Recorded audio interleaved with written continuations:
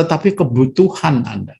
Butuh untuk bisa punya tempat di mana Anda bisa melakukan pengabdian kepada masyarakat. Dari mulai menemukan masalah, merancang penyelesaiannya, mencari pendanaan, melaksanakan, mengevaluasi, dan segala macam.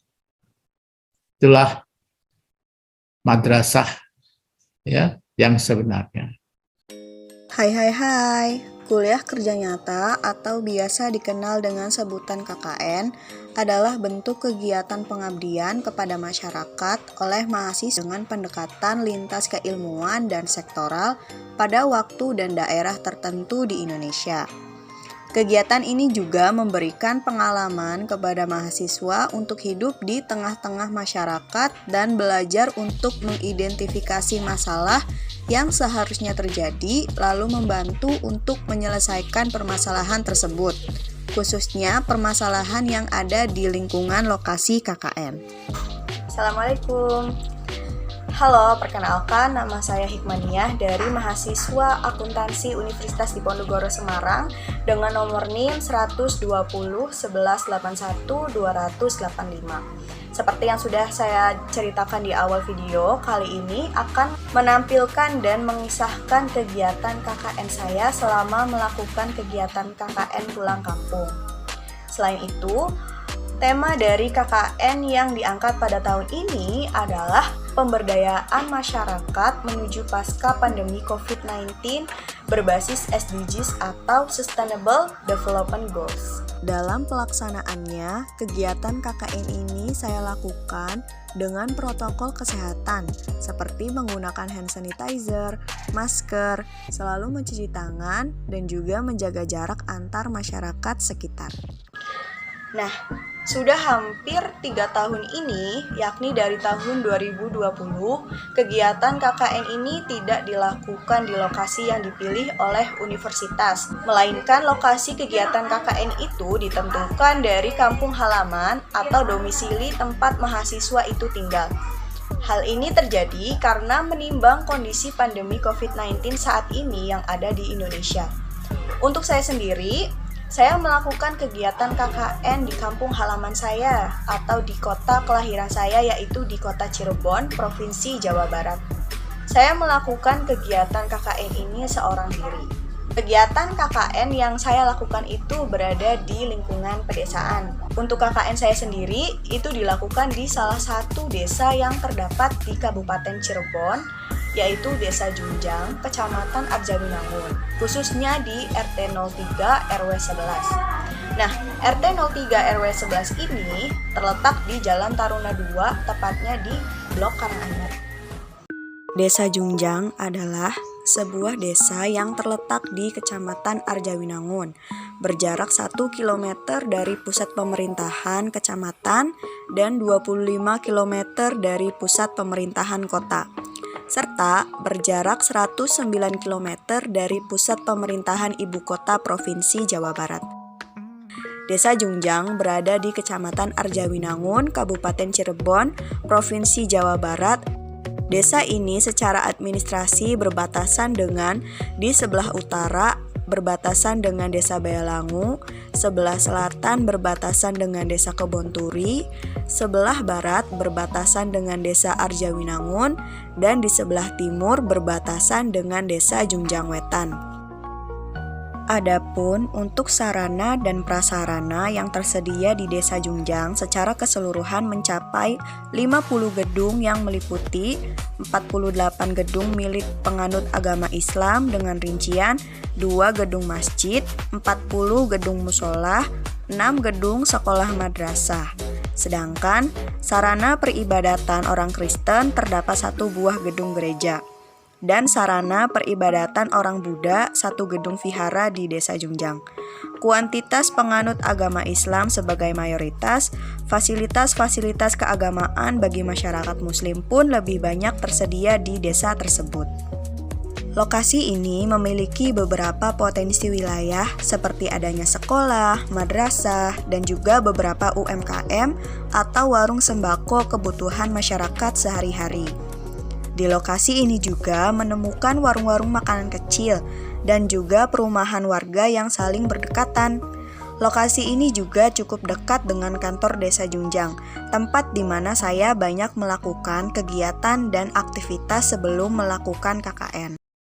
Sebelum melakukan perizinan di kantor Desa Junjang, sebelumnya saya sudah melakukan perizinan terlebih dahulu di kantor Bapeda Kabupaten Cirebon. Dan setelah itu dilanjutkan dengan perizinan di kantor Desa Junjang.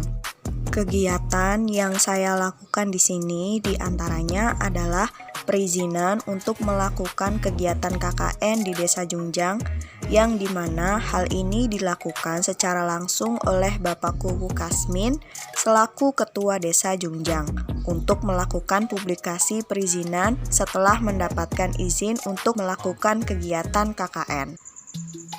Pelaksanaan program kerja KKN. Dalam kegiatan KKN ini, masing-masing mahasiswa diminta untuk membuat 4 program yang akan dibagi dalam 3 subprogram, yakni 1 program untuk COVID-19, 2 program untuk kegiatan SDGs atau Sustainable Development Goals, dan 1 program mengenai bahaya narkoba. Untuk program pertama, saya membuat sosialisasi yang berjudul Edukasi Mengenai Vaksinasi dan Pedoman 6M melalui media poster dan video edukatif. Program ini dilaksanakan karena pada masa pandemi COVID-19 seperti ini, kita dituntut untuk menjaga diri sendiri agar tidak terjangkit virus corona. Salah satu kebijakan yang dijalankan pemerintah sebagai langkah tanggap COVID-19 ialah dengan memberikan vaksinasi dan menerapkan protokol kesehatan 6M. Adapun protokol kesehatan 6M itu sendiri meliputi yang pertama, memakai masker dengan benar, yang kedua, menjaga kebersihan tangan, yang ketiga, menjaga jarak, yang keempat, mengurangi mobilitas. Yang kelima, menjaga pola makan sehat dan istirahat cukup. Dan yang keenam, menjauhi kerumunan. Sosialisasi ini saya lakukan dengan 2 pendekatan, yaitu secara offline dan juga online. Untuk sosialisasi offline, saya lakukan dalam metode pengajaran secara langsung. Dan untuk sosialisasi secara online, saya memanfaatkan WhatsApp grup milik warga RT 03 RW 11 untuk memaparkan dan menjelaskan materi sosialisasi program COVID-19 serta membagikan cuplikan video edukasi mengenai pentingnya menjaga protokol kesehatan 6M yang bisa diakses oleh masyarakat. Untuk program kedua, saya membuat suatu program yang berjudul Edukasi Literasi Keuangan pada Anak dalam rangka mengenalkan pentingnya manajemen keuangan dasar sejak dini dan cara pembuatan celengan dari botol plastik bekas. Dalam pelaksanaannya, sosialisasi ini saya lakukan dalam 2 pendekatan karena mengingat kondisi pandemi COVID-19 yang tidak memperbolehkan masyarakat untuk bertemu dengan orang banyak. Untuk itu, sosialisasi secara online dilakukan agar dapat mencakup seluruh warga RT 03 RW 11 yang tidak mendapatkan sosialisasi secara offline.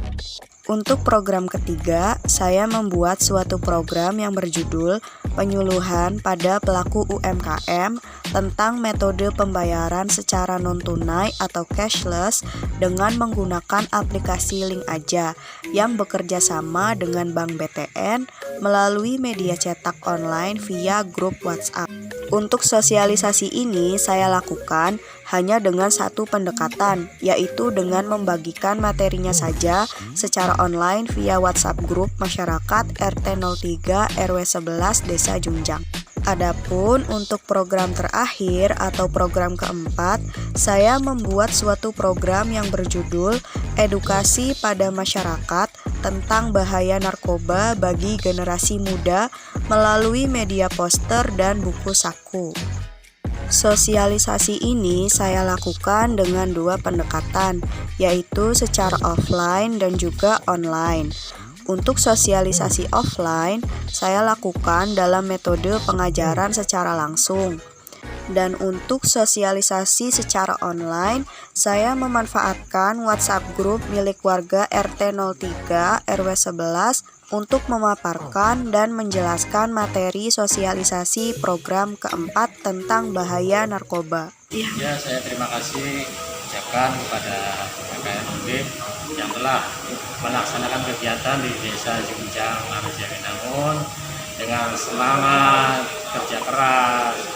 Kira-kiranya bisa untuk mewujudkan suatu gambaran atau cita-cita kinerja yang bagus lah untuk kedepannya. Dan saya ucapkan terima kasih kepada KKN Undip. Sekali lagi saya ucapkan terima kasih dan banyak-banyak mohon maaf lah jika kiranya di Desa Jungjang ini masih banyak atau kiranya kesalahan yang ada di masyarakat, khususnya supaya bisa berjalan dan diperbaiki menurut aturan dan perundang-undangan yang berlaku. Insya Allah untuk ke depan mari kita bekerja sama demi meningkatkan Indonesia yang lebih maju, sejahtera, adil, dan makmur. Terima kasih. Akhirnya selesai sudah program KKN tepatnya di lokasi Blok Karanganyar RT 03 RW 11 Desa Jungjang, Kecamatan Arjawinangun, Kabupaten Cirebon. Semoga hasil program kerja yang telah saya sosialisasikan tadi dapat bermanfaat bagi masyarakat sekitar, serta dapat menginspirasi penonton untuk lebih peduli dengan lingkungan sekitar kita.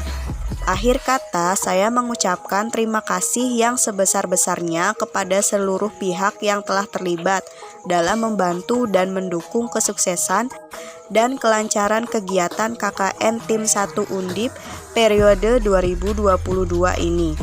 Terima kasih atas kerjasamanya dan sampai jumpa lagi di lain kesempatan. Terima kasih. Wassalamualaikum warahmatullahi wabarakatuh.